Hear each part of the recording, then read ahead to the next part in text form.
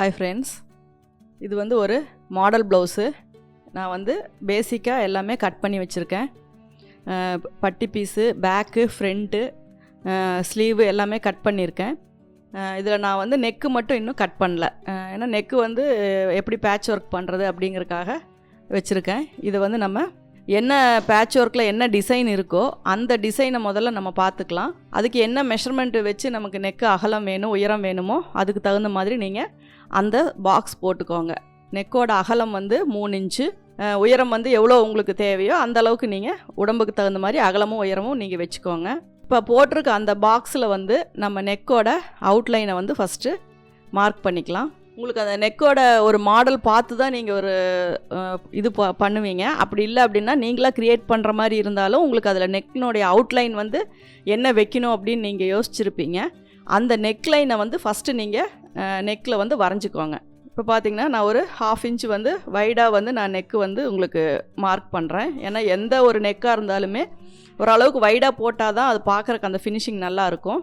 கீழே பார்த்தீங்கன்னா நமக்கு வந்து அந்த ஒரு டைமண்ட் ஷேப் மாதிரி தான் நம்ம பேட்ச் ஒர்க் பண்ண போகிறோம். நம்ம இந்த ப்ளவுஸ்லையே நீங்கள் வந்து ஓரலாக என்ன டிசைன் அப்படிங்கிறது நீங்கள் வரைஞ்சி செக் பண்ணிக்கிட்டாலும் சரி, அல்லது வேறு ஒரு நோட்லேயோ பேப்பர்லேயோ நீங்கள் என்ன டிசைன் வேணும் அப்படிங்கிறத நீங்கள் வரைஞ்சி மார்க் பண்ணிக்கிட்டாலும் சரி. மொத்தத்தில் நமக்கு எந்த மாதிரி டிசைன் வேணும் அப்படிங்கிறத நீங்கள் ஒரு ஓரலாக ஒரு இதை மார்க் பண்ணிக்கோங்க. அப்போ தான் அதுக்கு தகுந்த மாதிரி நம்ம மெஷர்மெண்ட் வச்சு அதை வந்து நம்ம கட் பண்ண முடியும். இப்போ வந்து நெக்கோட அவுட்லைன் பார்த்திங்கன்னா கீழே ஒரு ரவுண்டு, மேலே வந்து லைட்டாக ஒரு ஸ்லாண்டிங்காக ஒரு வளைவாக ஒரு லைன் வருது. இப்போ இதுதான் வந்து நமக்கு நெக்கோட ஓரலாக ஒரு டிசைன். இப்போ இதில் நம்ம கட் பண்ணிவிட்டு இந்த எக்ஸஸாக நம்ம பேட்ச் பண்ணுறதெல்லாம் எப்படி பண்ணால் நல்லாயிருக்கும் அப்படிங்கிறதுக்கு தகுந்த மாதிரி நம்ம அதை அட்ஜஸ்ட் பண்ணி நம்ம வந்து பண்ணிக்கலாம். இப்போ அவுட்லைன் நம்ம மார்க் பண்ணியாச்சு. இப்போ இதுக்கு மேலே நம்ம அடித்து திருப்புறது தான் நெக்கோட இது. அதுக்கப்புறம் நம்ம பேட்ச் பண்ணுறது வந்து நீங்கள் எந்த மாதிரி வேணும் அப்படிங்கிறத நீங்கள் கேன்வாஸ் வச்சு நீங்கள் டிசைன் பண்ணிக்கலாம். இப்போ இதில் வந்து ரைட் லெஃப்ட் 2 சைடு வரனால நீங்கள் எப்போவுமே ஃபோல்டிங் கேன்வாஸாக கட் பண்ணுங்கள். ஏன்னா மாற்றி கட் பண்ணிவிட்டு நம்ம அயன் பண்ணும்போது அது 2 ஒரே சைடாக வர மாதிரி வந்துடும். அதனால் நீங்கள் ஃபோல்டிங் கேன்வாஸ் வந்து நம்ம பேக் போர்ஷனை விட பேக் போர்ஷன் அளவுக்கு நீங்கள் எடுத்துக்கிட்டிங்கன்னா போதும். பேக் வந்து எவ்வளோ இருக்கோ அந்த அளவுக்கு வந்து நீங்கள் எடுத்துக்கிட்டிங்கன்னா இதுலேயே நமக்கு பேக்குக்கு என்னென்ன தேவையோ எல்லாத்தையுமே நம்ம இதில் கட் பண்ணிக்கலாம். ஃபஸ்ட்டு நெக்கோடைய ஃபஸ்ட்டு போர்ஷன் வந்து எதுன்னு பார்த்துக்கோங்க. நெக்கோட சைடில் வந்து 2 வளைவான கேன்வாஸ் வந்து நம்ம வெட்டணும். அதனோட அளவு நம்ம இப்படி செக் பண்ணிக்கோங்க. உயரம் எவ்வளோ இருக்குது, அகலம் எவ்வளோ இருக்குதுன்னு செக் பண்ணிக்கோங்க. அந்த அளவுக்கு நமக்கு கேன்வாஸ் இருந்தால் அது ஓகே தான். இப்போ பார்த்திங்கன்னா அந்த நெக்கோட அளவு, அந்த ஷேப்பு மட்டும் நமக்கு ரொம்ப இம்பார்ட்டன்ட். அந்த கார்னர் வந்து நம்ம வளைச்சி அதில் பேட்ச் பண்ணும்போது அந்த ஷேப் வந்து நமக்கு கரெக்டாக வரணும். அதனால் அந்த வளைவை வந்து நல்லா கரெக்டாக அக்யூரேட்டாக நீங்கள் மார்க் பண்ணிக்கோங்க. அதுக்கப்புறம் கீழே எண்டு எந்த இடத்துல முடியுதோ அந்த இடத்த நீங்கள் மார்க் பண்ணிக்கோங்க. இப்போ இதில் வந்து நம்ம இதுக்கு மேட்சிங்காக அந்த வளைவு மேலே எப்படி வரைஞ்சிருக்கோமோ, எவ்வளோ டிஸ்டன்ஸில் வரைஞ்சிருக்கோமோ அதே இதை வந்து நீங்கள் அந்த எண்டு வரைக்கும் நீங்கள் அந்த ஷேப் மட்டும் நீங்கள் வரைஞ்சிங்கன்னா போதும். எப்போவுமே நம்ம நெக்கை அடித்து திருப்பும்போது உங்களுக்கு வந்து ஒரு கைடு அளவுக்கு வந்து உங்களுக்கு கிளாத் வந்து இதில் உள்ளே போயிடும். அப்போ அதனால் நீங்கள் கேன்வாஸ் மார்க் பண்ணும்போது நீங்கள் வரைஞ்சிருக்கிற லைனில் இருந்து இன்னும் ஒரு 1/4 இன்ச்சு வந்து நீங்கள் உள்பக்கமாக நீங்கள் வரைஞ்சிக்கோங்க. அப்போ தான் வந்து நீங்கள் நெக்கை அடித்து திருப்பிட்டு அந்த எண்டில் அதை ப்ளேஸ் பண்ணும்போது அது கரெக்டாக உங்களுக்கு சீட்டிங் ஆகும். அதனால் இப்போ பார்த்தீங்கன்னா ஏற்கனவே நான் வரைஞ்சிருக்கிறதுலேருந்து ஒரு 1/4 இன்ச்சு உள்ளே தள்ளி தான் நான் ஒரு லைன் போடுறேன். இப்போ இந்த லைனுக்கு ஈக்குவலாக நீங்கள் வந்து மேலே ஒரு 1.5 இன்ச்சு 1.25 இன்ச்சு எவ்வளோ வைக்கிறீங்களோ அந்த எட்ஜு வரைக்கும் அதே அளவை வந்து ஒரே டிஸ்டன்ஸில் வந்து நீங்கள் அந்த ஷேப் வந்து வரைஞ்சிக்கோங்க. உங்களுக்கு அந்த திக்னஸ் எவ்வளோ வேணுனாலும் நீங்கள் வச்சுக்கலாம். 1 இன்ச்சு 1.25 இன்ச்சு 1.5 இன்ச்சு எப்படி வச்சாலும் உடம்புக்கு தகுந்த மாதிரி நீங்கள் அதை வச்சுக்கலாம். ஏன்னா ரொம்ப லீனாக இருக்கவங்களுக்கெல்லாம் வந்து பேட்ச் வந்து ரொம்ப பெருசாக வச்சா நல்லா இருக்காது. அதனால் ஒரு 1 இன்ச்சுக்கு நீங்கள் வச்சுக்கலாம். கொஞ்சம் பெருசாக இருக்கவங்களுக்கு ஒரு 1.5 இன்ச்சு அந்த மாதிரி நீங்கள் வச்சுக்கலாம். அப்போ தான் அந்த டிசைன் பார்க்கும்போது உங்களுக்கு அழகாக இருக்கும். அதுக்கு மேலே வேண்டாம், பெருசாக வச்சா அது நல்லா இருக்காது. 1.25 1 1.5 அந்த அளவுக்கு வந்து நீங்கள் அந்த இது எப்படி வேணுமோ அதுக்கு தகுந்த மாதிரி நீங்கள் வரைஞ்சிக்கோங்க. அதே மாதிரி கிளாத்தும் சூஸ் பண்ணும்போது அந்த கீழே இருக்க கிளாத்துக்கு அந்த சாரியில் வர எந்த கிளாத்து கலர் வச்சா நல்லா இருக்குமோ அந்த கலர் வந்து நீங்கள் சூஸ் பண்ணிக்கோங்க. மேக்ஸிமம் அந்த பைப்பிங் பார்டரெல்லாம் வைக்கும்போது ஒரு பட்டு சாரி அப்படின்னா உங்களுக்கு மேக்ஸிமம் அதனுடைய பார்டருக்கு வந்து ஜரிகை வரும். அந்த ஜரிகை மாதிரி வச்சிங்கன்னா தான் அந்த லுக்கு பார்க்கும்போது அழகாக இருக்கும். அதனால் நீங்கள் ஒரு கோல்டு கலர் வந்து நீங்கள் ரெகுலராக யூஸ் பண்ணுங்கள். அப்போ தான் வந்துட்டு அந்த பட்டு சாரீக்கு வந்து அது அந்த கலர் கோல்டு வச்சா தான் உங்களுக்கு பார்க்குறக்கு அழகாக இருக்கும். ஏன்னா நார்மலாக வர சாரீக்கெல்லாம் கோல்டு வந்து தேவையில்லை. பட்டு சாரீ அப்படிங்கும்போது அந்த கோல்டு ஜரி உங்களுக்கு சாரீலேயே இல்லை அப்படின்னா கூட நீங்கள் ஒரு பைப்பிங்க்காக அதை யூஸ் பண்ணிங்கன்னா அந்த ப்ளவுஸ் பார்க்குறக்கு இன்னும் கொஞ்சம் அழகாக இருக்கும். இப்போ பார்த்தீங்கன்னா நான் ஸ்டிச்சிங்க்கு அளவு விட்டு ஒரு 1/4 இன்ச்சு தள்ளி நான் இந்த கேன்வாஸை வந்து நான் வெட்டியிருக்கேன். இது வந்து நமக்கு இந்த சைடில் வந்து ரைட்டு லெஃப்ட்டு 2 பக்கமும் நம்ம வைக்கிறதுக்கு. அதுக்கப்புறம் 2 கேன்வாஸ் வந்து சென்டரில் வைக்கிறது வந்து உங்களுக்கு வந்து ஜாயிண்டாகவே வேணும், ஃபோல்டிங்காக தான் வேணும், தனித்தனியாக கட் பண்ணக்கூடாது. அது வந்து எந்த இடத்துல உங்களுக்கு வேணுமோ அந்த இடத்த வச்சு நீங்கள் இதே அளவு திக்னஸை நீங்கள் அதில் மார்க் பண்ணிக்கோங்க. அடித்து திருப்பும்போது கிளாத்து வந்து குறையும். அதுக்கப்புறமா அது எங்கே வச்சா கரெக்டாக இருக்கும், கொஞ்சம் கேப்பு விட்டு நீங்கள் அந்த இடத்துல வந்து நீங்கள் மார்க் பண்ணுங்கள். இப்போ இதிலிருந்து ஒரு நம்ம அந்த பட்டர்ஃப்ளை நெக்குக்கு எப்படி ஒரு கர்வ் லைன் வந்து வரைவோமோ அதே மாதிரி முக்கோணமே தான், அதில் லைட்டாக பெண்டு வர மாதிரி நீங்கள் வந்துட்டு ஒரு ஷேப் வந்து வரைஞ்சிக்கோங்க. அதுலேயும் வந்து நம்ம இங்கே சைடில் என்ன மெஷர்மெண்ட் வச்சுருக்கோமோ நீங்கள் அதே அளவு மெஷர்மெண்ட் வந்து அதுலேயும் மார்க் பண்ணி அந்த ஷேப் வந்து கரெக்டாக வரைஞ்சிக்கோங்க. இப்போ என்ன பண்ணுறோம் அப்படின்னா, நீங்கள் மார்க் பண்ணினதை விட உள்ளே ஒரு 1/2 இன்ச்சு அல்லது 3/4 இன்ச்சு எக்ஸஸாக விடணும். ஏன்னா நீங்கள் வந்து ஏற்கனவே இங்கே ரவுண்ட் கட் பண்ணியிருக்கீங்க, அதுக்கு உள்ளே இதை வச்சு ப்ளேஸ் பண்ணும்போது அதனுடைய பிசுறு வந்து இது மேலே வச்சு கவர் பண்ணணும். அப்போ என்ன ஆகும்னா உங்களுக்கு கொஞ்சம் அதில் எக்ஸஸாக லைனிங் அந்த கேன்வாஸ் தேவைப்படும். அதனால் நீங்கள் கட் பண்ணும்போது நீங்கள் மார்க் பண்ணினதை விட ஒரு 1/2 இன்ச்சு அதிகமாக கட் பண்ணுங்கள். அப்போ தான் இதை நீங்கள் ப்ளேஸ் பண்ணும்போது அதை இதுக்கு மேலே வச்சு கவர் பண்ண முடியும். இப்போ பார்த்தீங்கன்னா அந்த ஒரு 1/2 இன்ச்சு அதில் உங்களுக்கு மேலே போயிடும். அதுக்கப்புறம் மீதி இருக்க கேன்வாஸில் கீழே இருக்க அந்த இது வந்து கர்வ் லைன் மட்டும் சும்மா 2 லீஃப் மாதிரி வரும். அது உங்களுக்கு எந்த இடத்துல வச்சா நல்லாயிருக்கும் அப்படின்னு ஃபீல் பண்ணுறீங்களோ இதோட விட்டாலும் விட்டுக்கலாம், இல்லை எக்ஸஸாக அதை வச்சாலும் அழகாக இருக்கும் அப்படின்னா நீங்கள் அதையும் ட்ரை பண்ணிக்கலாம். ஆனால் ரைட் லெஃப்ட் மாறாமல் கேன்வாஸை வந்து கரெக்டாக வச்சு மார்க் பண்ணிக்கோங்க. இதுவும் மேலே இதே ஷேப்பில் வரைஞ்சிட்டு மேலே வந்து ஒரு 1/2 இன்ச்சு நீங்கள் உள்ளே கவர் பண்ணுற மாதிரி எக்ஸஸாக விட்டிங்கன்னா போதும். கீழே பார்த்தீங்கன்னா நல்லா எட்ஜு வரைக்கும் வச்சுருக்கேன், மேலே ஒரு 1/2 இன்ச்சு உள்ளே போகிறதுக்காக. அதில் வந்து நம்ம அந்த கேன்வாஸோட அந்த லீவ்ஸோட என்ன ஷேப் வேணுமோ அதை வந்து நம்ம வரைஞ்சிக்கலாம். கீழே ஸ்ட்ரைட்டாக வேணாலும் வரைஞ்சிக்கலாம், கீழே கொஞ்சம் அகலமாக வேணாலும் வரைஞ்சிக்கலாம். கட் பண்ணும்போது ரைட் லெஃப்ட் பார்த்து கரெக்டாக வச்சு கட் பண்ணுங்கள். கேன்வாஸ் அப்படிங்கும்போது மேக்ஸிமம் நீங்கள் வந்து ஸ்டாப்லரோ அல்லது குண்டூசியோ போட்டு கட் பண்ணுங்கள். அப்படி இல்லாட்டினா உங்களுக்கு அது வந்து ஸ்லிப் ஆகும். 2 தனித்தனியாக ஒரே அளவாக நமக்கு தேவைப்படும் போது நகர்ந்துச்சு அப்படின்னா அந்த ஷேப் மாறும். அதனால் நீங்கள் மேக்ஸிமம் பின் பண்ணிக்கோங்க, இல்லாட்டினா ஸ்டாப்லர் போட்டுக்கோங்க. அப்படி இல்லை அப்படின்னா மெஷினில் வச்சு லாங் ஸ்டிச் ஒன்று போட்டுக்கிட்டிங்கன்னா அது வந்து நகராமல் அப்படியே இருக்கும். இப்போ இதுக்கு வந்து நம்ம என்ன கலர் சூஸ் பண்ணியிருக்கோமோ அதில் வந்து இந்த நம்ம வெட்டியிருக்க எல்லா கேன்வாஸையுமே வச்சு அயன் பண்ணிக்கலாம். அயன் பண்ணிவிட்டு பைப்பிங் நம்ம ரெடி பண்ணிவிட்டு அதுக்கப்புறம் நீங்கள் எப்படி ஸ்டிச் பண்ணுறாங்க அப்படிங்கிறத கொஞ்சம் கவனமாக பார்த்துக்கிட்டிங்க அப்படின்னா அதே மாதிரி நம்ம வச்சுக்கலாம். பைப்பிங் வைக்கும்போதும் சரி, அயனிங் பண்ணும்போதும் சரி, கொஞ்சம் சுருக்கம் இல்லாமல் வந்துச்சு அப்படின்னா தான் உங்களுக்கு ஃபினிஷிங் பார்க்குறதுக்கு நல்லா நீட்டாக இருக்கும். எல்லாத்துக்கும் அந்த ஆரோ மார்க் போட்டுக்கிட்டீங்க அப்படின்னா எந்த சைடு வந்து உங்களுக்கு கீழ்ப்பக்கம் வரும், எது மேல் பக்கம் வரும் அப்படிங்கிறது. ஏன்னா இந்த வளைவெல்லாம் கட் பண்ணால் மாற்றி வைக்கிறதுக்கும் வாய்ப்பு இருக்குது. அதனால் நீங்கள் ஏதோ ஒரு அதில் வந்து நோட் பண்ணிக்கோங்க. அதுவுமே அயன் பண்ணுற பக்கம் நோட் பண்ணாதீங்க, அது உள்பக்கமாக போயிடும். மேலே அந்த ஸ்டார்ச் இல்லாத பக்கமாக நீங்கள் மார்க் பண்ணிக்கோங்க. இப்போ பார்த்தீங்கன்னா இதை வந்து நான் ஒரு பிங்க் கலர் கிளாத்தில் வச்சு அயன் பண்ணுறேன். இதில் வந்து 2 மெத்தடில் நீங்கள் ஸ்டிச் பண்ணலாம். எப்படி அப்படின்னா சைடில் வந்து ஒரு 1/4 இன்ச்சு விட்டு கட் பண்ணுங்கள். கேன்வாஸில் 1/4 இன்ச்சு விட்டு கட் பண்ணிவிட்டு நீங்கள் பைப்பிங்கும் அதே மாதிரி ரெடி பண்ணிவிட்டு சைடில் 1/4 இன்ச்சு விட்டு கட் பண்ணுங்கள். அதுக்கப்புறம் அந்த எட்ஜில் வச்சு ஸ்டிச் பண்ணிவிட்டு இப்படி திருப்பிட்டீங்க, உள்பக்கம் கவர் பண்ணிட்டீங்க அப்படின்னா அந்த பிசுரெல்லாம் உள்பக்கமாக வந்துடும். அப்படி வச்சும் நீங்கள் ஸ்டிச் பண்ணிக்கலாம். அதுவும் ஒரு ஈஸியான மெத்தடு தான். அப்படி பண்ணுறதுக்கு கஷ்டமாக இருக்குது அப்படின்னா இப்போ இதில் இவங்க பண்ணுற மாதிரியான மெத்தடு நீங்கள் யூஸ் பண்ணிக்கலாம். ஏன்னா 2மே ஈஸி தான். எது நம்ம தைச்சு பழகியிருக்கோமோ அது அவங்கவுங்களுக்கு ஈஸியாக தெரியும்.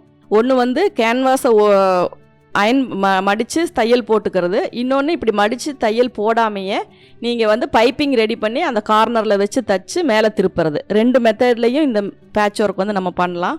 இப்போ சப்போஸ் வந்து நம்ம கேன்வாஸ் எங்களுக்கு யூஸ் பண்ண வேண்டாம் அப்படின்னு சொன்னால் நீங்கள் இப்போ நான் கேன்வாஸ் வெட்டி இருக்கிற எல்லா ஷேப்லேயுமே நீங்கள் வந்து வேறு ஒரு லைட்டாக ஸ்டிஃபாக இருக்க ஏதோ ஒரு கிளாத்தை வந்து நீங்கள் வெட்டிக்கோங்க. அதுக்கப்புறம் மேலே வந்து இந்த மாதிரி அதாவது வெட்டும்போது இந்த கேன்வாஸை விட ஒரு 1/4 இன்ச்சு சைடில் எக்ஸஸாக கிளாத்து விட்டு கட் பண்ணுங்கள். அதுக்கப்புறம் 2 பக்கமும் தையல் போட்டு அடித்து திருப்பிட்டு அயன் பண்ணிவிட்டு அதுக்கப்புறம் பைப்பிங் வச்சு நீங்கள் பேட்ச் பண்ணிக்கலாம். அதாவது இந்த கேன்வாஸுக்கு பதிலாக வேறு ஒரு கிளாத்தை வச்சு நீங்கள் யூஸ் பண்ணிக்கலாம். இது எல்லாமே நீங்கள் தையல் மடித்து தையல் போட்டுக்கோங்க, லாங் ஸ்டிச்சு, அதுக்கப்புறம் பிரிச்சுக்கலாம். இன்னொரு மெத்தடில் பண்ணிங்கன்னா இந்த லாங் ஸ்டிச் இதெல்லாம் நீங்கள் போட தேவையில்லை. டைரெக்டாக பைப்பிங் வச்சு அப்படியே திருப்பிட்டு நீங்கள் பேட்ச் பண்ணிக்கலாம். எப்படி யாருக்கு ஈஸியோ அந்த மெத்தடில் நீங்கள் ஸ்டிச் பண்ணிக்கலாம். இப்போ இதுக்கு பைப்பிங் எல்லாம் எவ்வளோ வேணுமோ அதை மெஷர் பண்ணிக்கிட்டு அந்த அளவுக்கு நீங்கள் பைப்பிங் ரெடி பண்ணிக்கோங்க. இப்போ இதில் 2 சைடு வைக்கும்போது உங்களுக்கு அதுக்கு எவ்வளோ கிளாத் வேணும், அதே மாதிரி இதுலேயும் 2 பக்கம் வைக்கும்போது அதுக்கு எவ்வளோ வேணும் அப்படிங்கிறது எல்லாத்தையுமே நீங்கள் அப்ராக்சிமேட்டாக வச்சுட்டு அதை விட கொஞ்சம் அதிகமாக எடுத்துக்கோங்க. இந்த அளவுக்கு அந்த த்ரெட் அளவுக்கு நீங்கள் பைப்பிங் ரெடி பண்ணணும். அந்த அளவுக்கு நீங்கள் கிளாத்தை கட் பண்ணி, கோல்டு கலர் கிளாத்து தான், அதை கட் பண்ணி அந்த இதை நீங்கள் ரெடி பண்ணிக்கோங்க. பைப்பிங் நீங்கள் கைடு மாற்றிக்கோங்க. அதே மாதிரி பைப்பிங் சுருக்கு வராமல் வைக்கணும். ஃபஸ்ட்டு தையல் கொஞ்சம் லூஸ் வருது அப்படின்னா கூட நீங்கள் 2வதாக ஒரு தையல் போட்டு அந்த நூலை டைட் பண்ணிக்கோங்க. டைட் பண்ணி பைப்பிங் வச்சிங்க அப்படின்னா தான் பார்க்குறக்கு அழகாக இருக்கும்.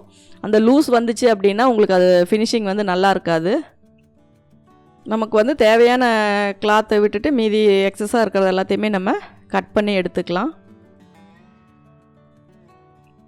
இப்போ நீங்கள் அதை நீங்கள் 2 எட்ஜ்லேயும் வச்சு அட்டாச் பண்ணிக்கோங்க.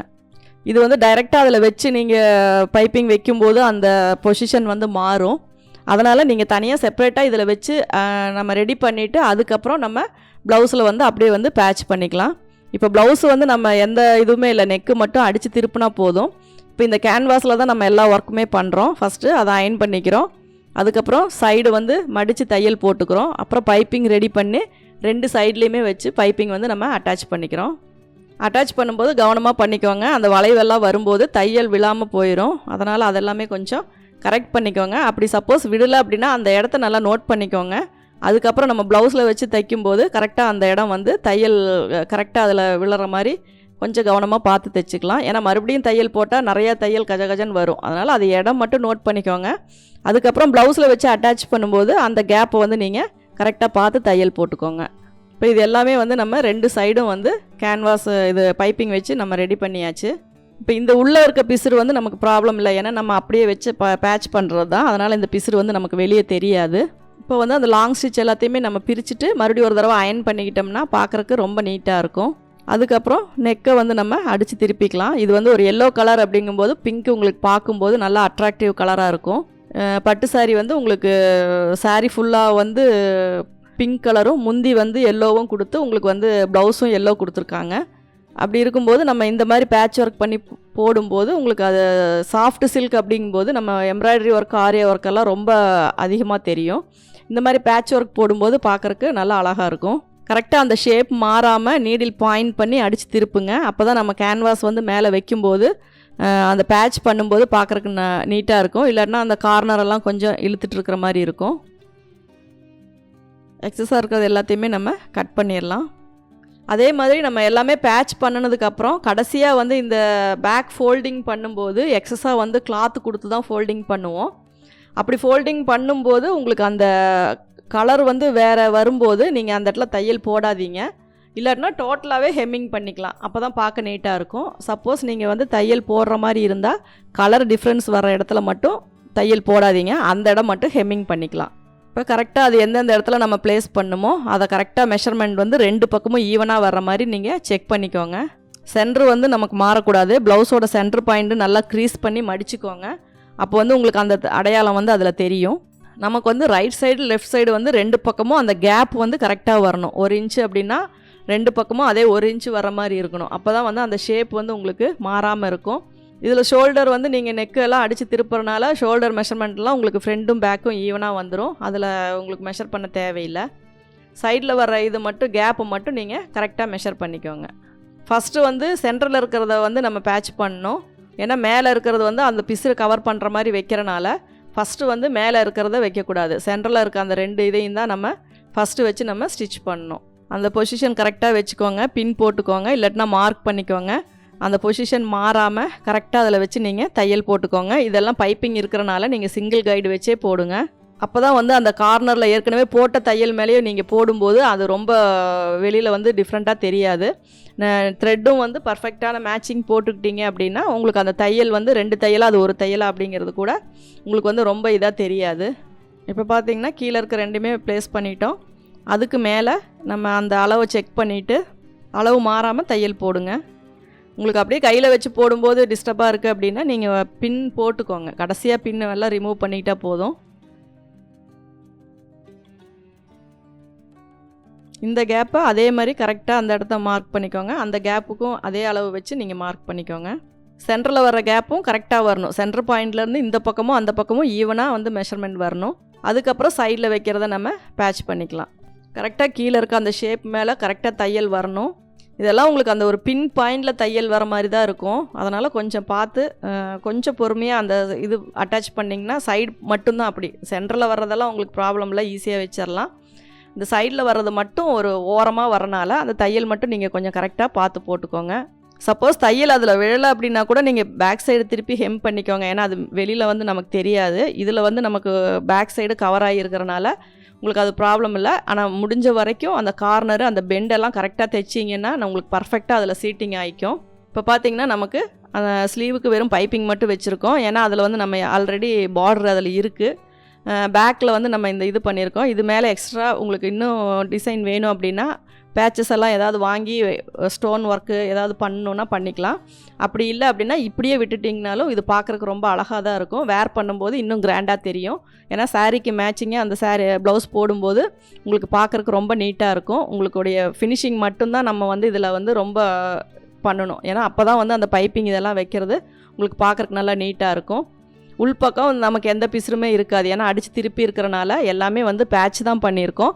அதனால் உள்பக்கம் பார்க்கவும் உங்களுக்கு நல்லா நீட்டாக ஃபினிஷிங் நல்லா இருக்கும். ஃப்ரண்ட்லேயும் நம்ம பைப்பிங் தான் வச்சுருக்கோம். ஷோல்டர் நார்மலான ஜாயிண்ட் தான் போட்டிருக்கோம். உங்களுக்கு ஸ்லீவுக்கு பார்டர் வேணும் அப்படின்னா கூட பிங்க்கில் நீங்கள் வச்சுக்கலாம். Thank you viewers.